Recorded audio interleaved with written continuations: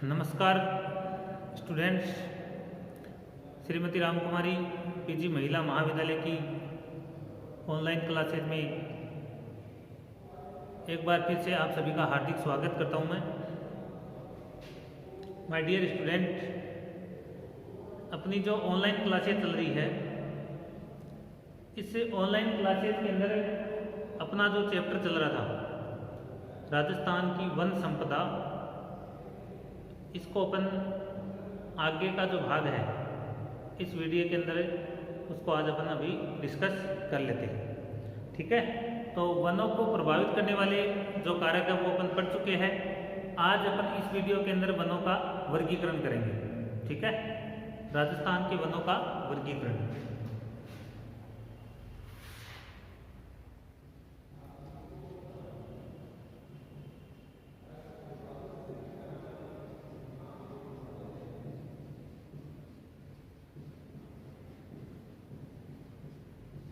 राजस्थान के वनों का वर्गीकरण। इस वर्गीकरण के अंदर देखो कई प्रकार से वर्गीकरण किया गया है राजस्थान के वनों का। तो इसमें अपन सबसे पहले देखते हैं प्रशासनिक दृष्टि से।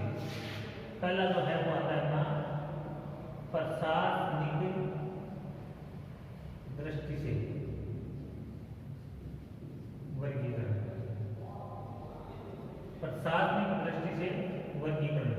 प्रशासनिक दृष्टि का मतलब है कि जैसे सरकार ने इन वनों का संरक्षण करने के लिए सरकार ने कुछ जो क्षेत्र है उनको आरक्षित कर रखा है, सुरक्षित कर रखा है। तो उसी आधार पर जो वर्गीकरण है उसको अपन क्या कहते हैं, प्रशासनिक दृष्टि से वनों का वर्गीकरण। तो इस आधार पर हमारे स्टूडेंट इसके 3 प्रकार है।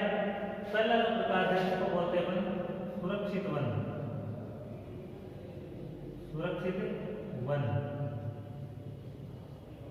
प्रशासनिक दृष्टि से राजस्थान में जो वनों के प्रकार है उनको अपन क्या कहते हैं, सुरक्षित वन। ठीक है, अब ये वन कौन से होते हैं, मतलब ये जो वन होते हैं जलवायु की दृष्टि से बहुत ज्यादा इंपॉर्टेंट होते हैं। जलवायु की दृष्टि से महत्वपूर्ण होते हैं, महत्वपूर्ण होते हैं। ऐसे वनों को अपन क्या कहते हैं, सुरक्षित वन कहते हैं। ठीक है ना, जलवायु की दृष्टि से जो महत्वपूर्ण वन होते हैं उनको अपन क्या कहते हैं, सुरक्षित वन कहते हैं। राजस्थान में जो वन है 38.02% है।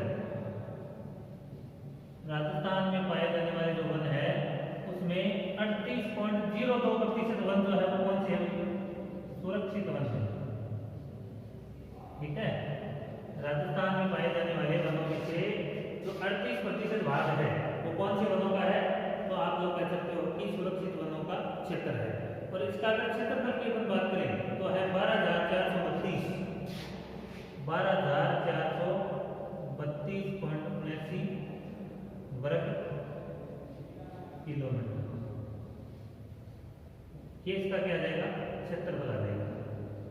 ठीक है, राजस्थान के कुल क्षेत्रफल का 38% भाग सुरक्षित वनों में आता है। और क्षेत्रफल की बात करेंगे तो 12,432.06 वर्ग किलोमीटर जो क्षेत्र है वो इन सुरक्षित वनों के अंतर्गत माना जाता है।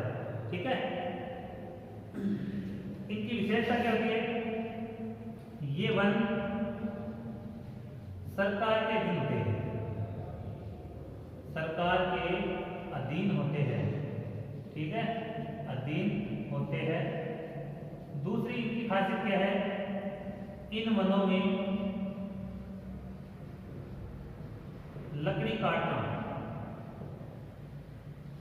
काटना व पशुचारण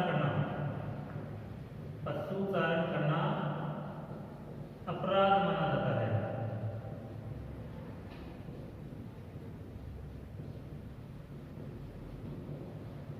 ठीक है भाई, ऐसे वनों के अंदर सरकार के अधीन। दूसरी बात, सरकार जो है वहां पर किसी भी प्रकार के व्यक्ति को लकड़ी काटने या पशु चराने की अनुमति नहीं देता। ठीक है, इनका उद्देश्य क्या है, इनका उद्देश्य देखो बाढ़ पर नियंत्रण करना। बाढ़ आती है तो बाढ़ों पर नियंत्रण। दूसरा कार्य क्या है इसका, अपर्दन।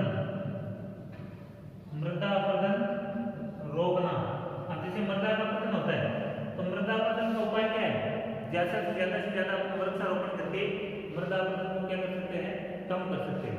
दूसरा वन और क्या इंपॉर्टेंट होते हैं, मरुस्थल को रोकते हैं। तो मरुस्थलीकरण को रोकना, ये सारे उद्देश्यों को पूरा करने के लिए सरकार ने सुरक्षित वन है वो कर रखे हैं। ठीक है, तो मुझे उम्मीद है सुरक्षित वन और आरक्षित वन। इसके बाद में देखो सुरक्षित वनों के बाद में दूसरा आता है तो बोलते हैं अपन रक्षित वन।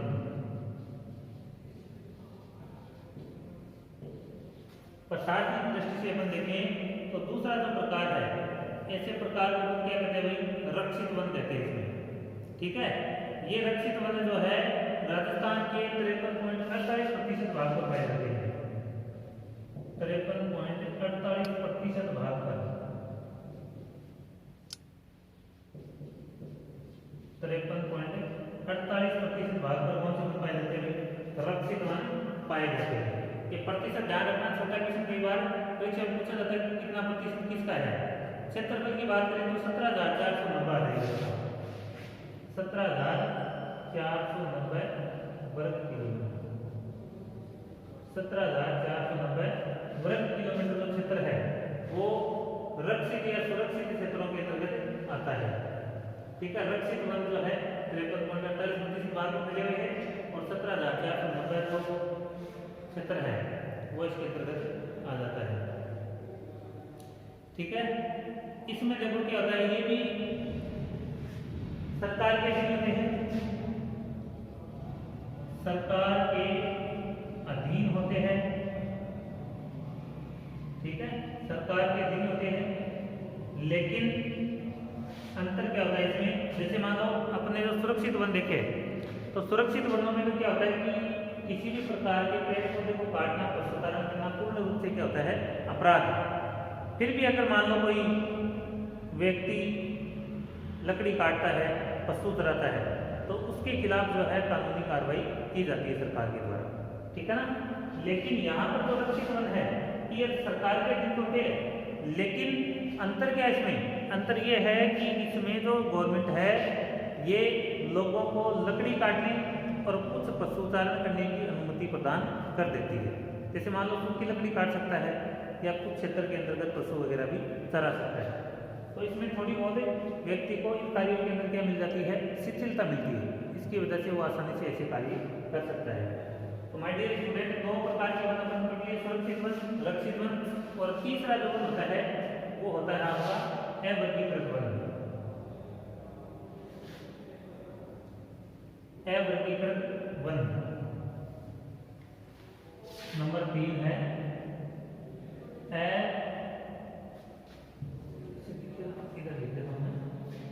तीसरा जो प्रकार है वो रहेगा अवर्गीकृत वन। दिख रहा है सभी को, अवर्गीकृत वन। ये जो वन होते हैं ये प्रशासनिक दृष्टि से बहुत ही इंपॉर्टेंट वन होते हैं। कहने का मतलब ऐसे वन जो है वो किसी सरकार के अधिकार क्षेत्र में नहीं आते, किसी भी सरकार के अधिकार क्षेत्र में नहीं आते, उनको अवर्गीकृत वन कहते हैं। ठीक है, तो ये जो वन होते हैं इनमें प्रसिद्धि ये है लकड़ी काटने व पशुचारण पर कोई प्रकार की रोक नहीं होती है।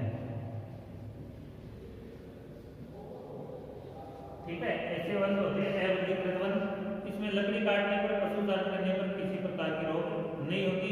इसमें आवश्यकता अनुसार पशु चराए जा सकते हैं और लकड़ी जो है पैसे देकर लकड़ी भी काट सकते हैं। ऐसे वनों का जो प्रतिशत है वो लगभग 8.50% भाग है। 8.50% भाग जो है ये कौन से वन है, अवर्गीकृत वन होते हैं। सार्वजनिक वन बोलते हैं, इसमें कोई भी व्यक्ति लकड़ी काट सकता है और अपने पशु चरा सकता है। क्षेत्रफल की बात करेंगे तो हो जाएगा 2778 वर्ग किलोमीटर क्षेत्र है, उसके अंतर्गत आ जाता है। ठीक है भाई,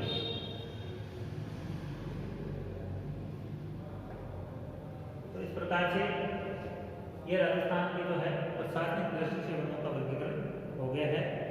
इन वनों के अंदर देखो रेल मार्ग है, सड़क मार्ग है, ये भी ऐसे अवर्गीकृत वनों के बीच से आराम से निकाले जा सकते हैं। ठीक है, तो ये 3 प्रकार हो गए, आप लोगों को समझ में आया होगा। आप लोग साथ साथ नोट्स बनाते रहिए, स्क्रीनशॉट लेकर आप लोग बाद में अपने नोट्स वो बना सकते हैं। अब देखो अगला प्रकार है वह है वन की सघनता। वन की सघनता की दृष्टि से इनका वर्गीकरण है। तो ये भी 3 प्रकार है इसका, एक तो सघन वन, दूसरा है खुले वन और तीसरा आ जाएगा आपका बंजर। ये 3 प्रकार है इसका, बंजर भूमि है इसमें ना, सघन वन, खुले वन और बंजर भूमि। तो इस प्रकार से देखें तो 3 प्रकार हो गए। सघन वन का मतलब ऐसा क्षेत्र जहां पर सघन पेड़ पौधे पाए जाते हैं, वो कौन से हो गए आपके सघन वन। और खुले वन कौन से हो गए, जहां पर वन जो है, वन का क्षेत्र जो है लेकिन वो पूर्ण रूप से वनों से ढका हुआ नहीं होता। ठीक है, इसमें देखो सघन वन जो होते हैं ये राजस्थान की 3% भाग पर ही है। ठीक है, राजस्थान के 3% भाग पर ही इस प्रकार के वन पाए जाते हैं सघन। ठीक है, तो इनमें मतलब है इन सघन वनों में 40% भाग जो है पेड़ पौधों से ढका रहता है, पेड़ पौधों से ढका रहता है। ठीक है, 40% भाग जो है पेड़ पौधों से ढका रहता है। इसी प्रकार दूसरा जो प्रकार है वो आ गया खुले वन। ये देखो राजस्थान के 38% क्षेत्र में, कितने प्रतिशत क्षेत्र में, 38% क्षेत्र में, मतलब कुल वनों का जो भाग है उसमें से 38% भाग किस प्रकार के वन है, खुले वन। तो इस प्रकार से ये खुले वन रहेंगे 38% भाग पर। इनमें देखो 10% से अधिक और 40% से कम भूमि जो वनों से ढकी रहती है। इसी प्रकार राज्य का जो 59% भाग है, 59% भाग वन क्षेत्र, ये क्या है, बंजर है। मतलब इन पर किसी प्रकार का कोई पेड़ पौधा नहीं है। जैसे मान लो अपना मरुस्थलीय क्षेत्र है, तो राजस्थान में जो मरुस्थलीय क्षेत्र है, इस मरुस्थलीय क्षेत्र के अंतर्गत वनस्पति का क्या पाया जाता है, अभाव पाया जाता है। तो वनस्पति का अभाव पाए जाने के कारण ये भाग जो है पूर्ण रूप से बंजर है, किसी प्रकार का पेड़ पौधा यहाँ पर नहीं पाया जाता है। तो माय डियर स्टूडेंट, वन की सघनता के आधार पर इसके 3 प्रकार हो गए। फिर देखो अगला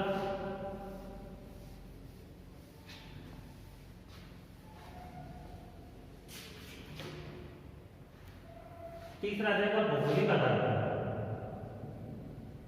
भौगोलिक आधार पर, भौगोलिक आधार पर जो वन है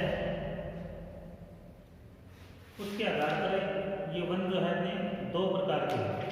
ठीक है, 2 प्रकार के, इसमें एक उत्तर पश्चिमी भाग के वन, उत्तर पश्चिमी भाग के वन, पहला है उत्तर पश्चिमी भाग के वन, मतलब उत्तर और पश्चिम वाला भाग है, जैसे राजस्थान है,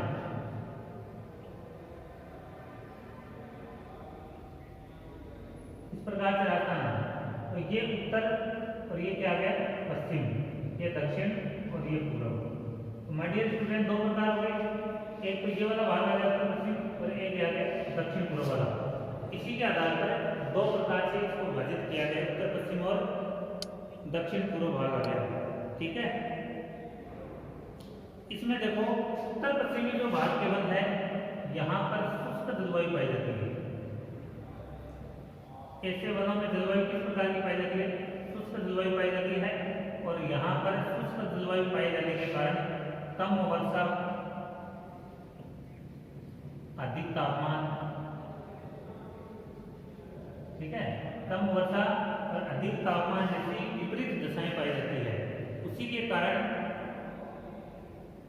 इस भाग में जो है वन वो बहुत ही कम संख्या के अंदर पाए जाते हैं, क्योंकि मिट्टी भी यहाँ पर उपजाऊ होती है कम वर्षा के कारण, अधिक तापमान के कारण, तो इसी के कारण यहाँ पर वनों का सघनता वो कम पाई जाती है। यहाँ पर ज्यादातर किस प्रकार के वन मिलेंगे अपने को? कांटेदार पेड़, झाड़ियाँ आदि मिलेंगे, ठीक है, ऐसे मिलेंगे। और राजस्थान का जो कल्प वृक्ष है, राजस्थान का कल्प वृक्ष कौन सा?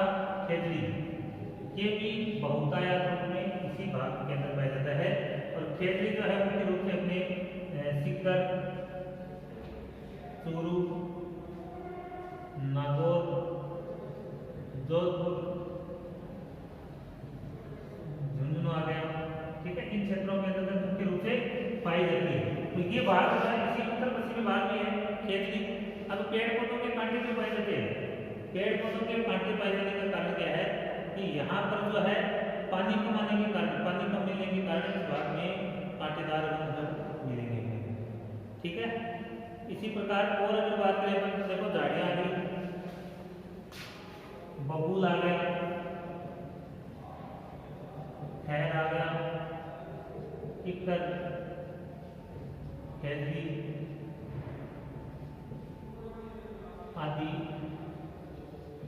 यहाँ पर वन है, इस प्रकार के पेड़ पौधे पाए जाते हैं।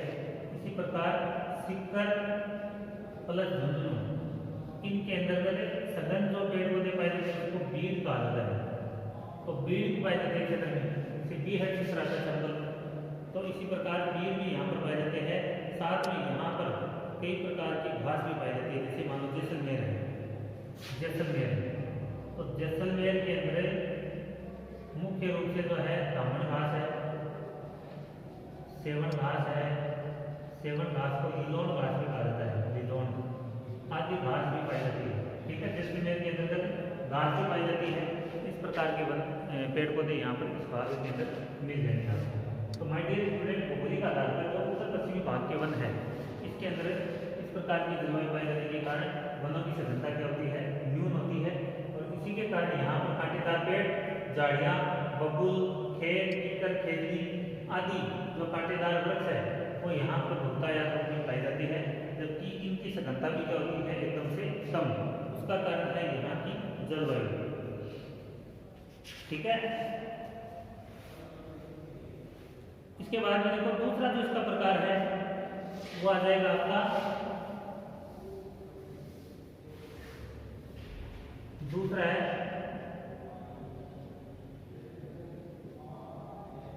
दक्षिण पूर्वी भाग के वन, दक्षिण पूर्वी भाग के वन। अब देखो इस क्षेत्र की खासियत क्या है? यहां पर आर्द्र जलवायु पाई जाती है, आर्द्र व उपाद्र जलवायु पाई जाती है, आर्द्र व उपाद्र जलवायु पाई जाती है। तो ये जलवायु यहाँ पर पाई जाने के कारण यहाँ पर वर्षा ज्यादा होगी, वर्षा अधिक, और दूसरी बात यहाँ पर मृदा क्या होती है? उपजाऊ। तो वर्षा अधिक और उपजाऊ मृदा पाए जाने के कारण इस भाग के अंदर सघन वन है वो पाए जाते हैं, सघन वन पाए जाते हैं। जैसे मान लो उदयपुर है, डूंगरपुर है, बांसवाड़ा है, इन क्षेत्रों के अंतर्गत इस प्रकार के सघन वन पाए जाते हैं, ठीक है। वनों के अंदर अगर बात करें तो मुख्य रूप से देखो सागवान है, सागवान, आम, जामुन, जामुन के अलावा नीम का पेड़ है, नीम है, नीम के साथ ही बरगद है, गुल्लर है, बरगद, गुल्लर, सालर आदि आदि वृक्ष जो है मुख्य रूप से इस भाग में पाए जाते हैं। तो उम्मीद आप लोगों को समझ में आ गया भौगोलिक आधार पर दो प्रकार इसका। इसके बाद में इसका चौथा जो प्रकार है वो आ जाएगा आपका जलवायु के आधार पर।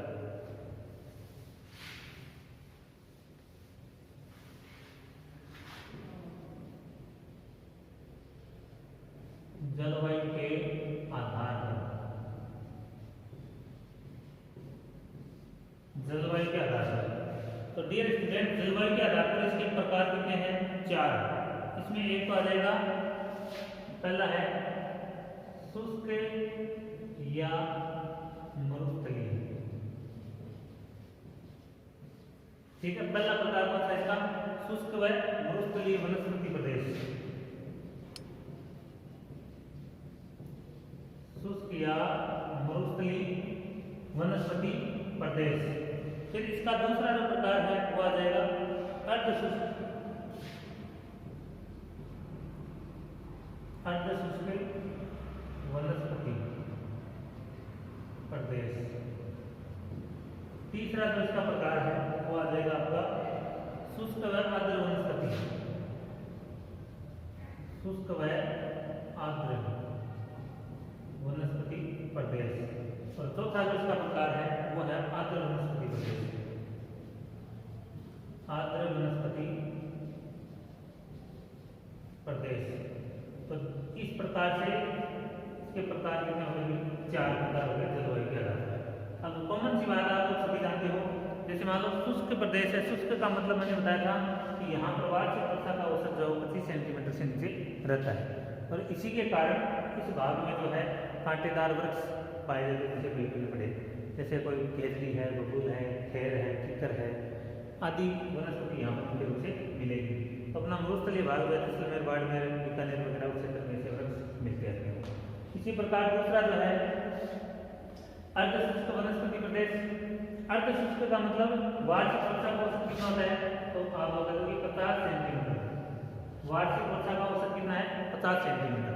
मतलब कि साल के अंदर 50 सेंटीमीटर वर्षा होती है, और 50 सेंटीमीटर वर्षा होने के कारण इस भाग के अंदर भी कांटेदार वन नहीं मिलते हैं। और मुख्य रूप से राजस्थान का कल्पवृक्ष कहा जाने वाला खेजड़ी का जो पेड़ है वो अर्धशुष्क वनस्पति क्षेत्रों में मिलेगा। जबकि मरुस्थलीय जो प्रदेश है उसके अंतर्गत कांटेदार झाड़ियाँ हैं, और झाड़ियों के अलावा जो है पेड़ पौधों का बहुत ही कम सघनता पाई जाती है। ऐसे भी अपन कह सकते हैं कि यहाँ पर झाड़ियों के अलावा पेड़ पौधे बहुत कम संख्या के अंदर पाई जाती है। ठीक है, इसी प्रकार आर्द्र में आ जाएगा, इसमें ये पर्वतीय क्षेत्र है। पर्वतीय क्षेत्र मतलब यहाँ पर वार्षिक वर्षा का औसत है 50 से लेकर 75 सेंटीमीटर या 100 सेंटीमीटर के आसपास में होता है। तो उसके कारण इसको बोलेंगे शुष्क और आर्द्र। यहाँ पर मुख्य रूप से नीम, पीपल, नीम है, पीपल है, शीशम है आदि पेड़ पौधे यहाँ पर मिलेंगे। अपने भी आसपास में इस प्रकार के जो पेड़ है वो नीम है, पीपल है, शीशम वगैरह आसानी से मिल जाते हैं। और ऐसे पेड़ जो है भरतपुर, अलवर टाउन, सोयाबीन के क्षेत्र में पाए जाते हैं। आर्द्र वनस्पति जो है इसमें वर्षा जो है वो लगभग 80 से 100 सेंटीमीटर के लगभग होती है। और यहाँ पर जो है साल, सागवान, सालर, गुल्लर, ठीक है, आदि जो पेड़ पौधे हैं क्षेत्र में मुख्य रूप से पाए जाते हैं। तो माय डियर स्टूडेंट, इस प्रकार से राजस्थान के वनों का वर्गीकरण में ये मैंने 4 प्रकार इसको बता दिए हैं। अंतिम जो हमने पढ़ा है जलवायु के आधार पर लगभग सेम ही है, विशेष कोई ज़्यादा अंतर नहीं है इनमें। तो उम्मीद है आप लोगों को ये समझ में आया होगा। अगले वीडियो के अंदर अपन राजस्थान के वनों का वर्गीकरण करेंगे, वो ज़्यादा इंपॉर्टेंट है आपके लिए। तो तब तक के लिए धन्यवाद, आपका दिन शुभ हो।